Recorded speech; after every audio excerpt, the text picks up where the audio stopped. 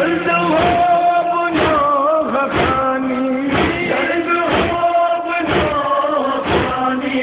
جلد ہو سینہ زنی، منتظر ہے ماتمی،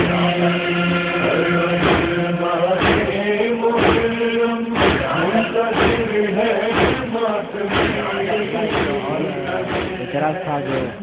معلوم ہوا ہے کہ وصیت امام حسین جو شب عاشور جب رخصت کے لیے آئے تھے خیموں میں امام، تو جناب زینب سے وصیت کی تھی کہ بہن میں تو ابھی جا رہا ہوں، میری شہادت کے بعد جو ہے تم آہو فغاں نہ کرنا اور شیطانی وسوسے تمہیں پریشان نہ کریں، اور جو ہے اس طرح سے، اور یہ کچھ حدیث بیان کی تھی انہوں نے، تو اس کے بارے میں کچھ اگر آپ وضاحت کریں۔ جی ہاں، یہ روایت بیان کی ہے انہوں نے، آئی ہے، مطلب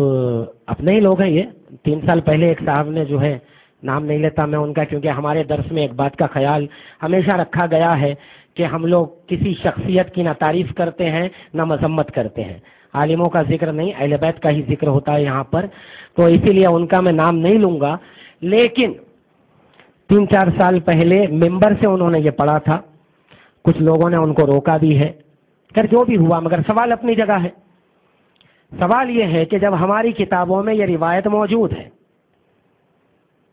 تو آغاز میں ایک بات آپ کو بتانا بھول گیا تھا شاید میں، وہ یہ کہ جب کبھی ہم مذہب کی گفتگو کریں،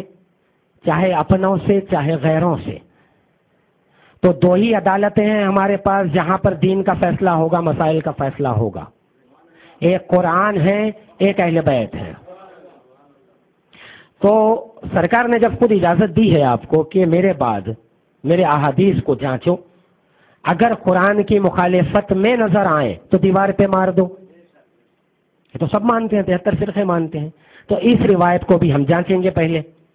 کہ امام نے ایسا کہا یا نہیں کہا۔ اس روایت کے جملے یہ ہیں، امام کہتے ہیں جناب زینب سے، جو عالمہ غیر معلمہ ہے، محفوظین میں ہیں آپ، اور یہ کہنا کہ بہن میرے بعد کہیں شیطانی وسوسے تمہیں پریشان نہ کریں، تو اب سوال یہ پیدا ہوتا ہے کہ قرآن میں اتنے بار آپ نے جو ہے ابلیس کا واقعہ سنا ہے مجلسوں میں، تو ابلیس ایک یہ وعدہ کرتا ہے اللہ سے کہ میں لوگوں کو بھٹکاؤں گا لیکن مخلصین کو چھوڑ کر، تو کیا ان لوگوں کی نظر میں جناب زینب مخلصین میں نہیں آتی ہیں؟ جب وہ مخلصین میں ہے، محفوظین میں ہے، تو خود قرآن میں اللہ یہ کہہ رہا ہے کہ شیطان مخلصین کو نہیں پریشان کرے گا، تو امام کیسے جناب زینب سے یہ جملہ کہیں گے؟ ایک رد تو یہ ہو گئی قرآن سے۔ دوسری بات، اگر امام نے یہ کہا تھا کہ آہو فغاں نہ کرنا، سر و سینہ نہ پیٹنا، تو یہ ایک روایت ہے، اور تاریخ ہے بعد کربلا 40 سال کی چوتھے امام کی، کہ امام گریہ زاری کر رہے ہیں، آہو فغاں کر رہے ہیں، تو 1-2 اماموں کے عمل میں، قول اور عمل میں تضاد آ جائے گا۔ تیسرا سوال کہ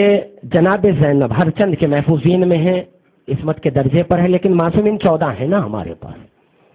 شہزادی کون ہے؟ رسول اللہ کے گزر جانے کے بعد گریہ زاری کر رہی تھیں، لوگوں نے آ کر کہا اے ابو الحسن ہمارے کاموں میں خلل پڑ رہا ہے، تو مولا نے شہزادی سے یہ نہیں کہا کہ آپ گریہ مت کیجئے، بلکہ بستی سے دور ایک بیت الحسن بنایا اور کہا کہ بی بی یہاں بیٹھ کر آپ گریہ کیجئے۔ تو جب ایک معصوم کا یہ عمل، معصومہ گریہ کرتی ہے، تو ایک امام جناب زینب کو کیسے منع کر سکتا ہے؟ تو یہ روایت جھوٹی ہے۔ منتظر ہے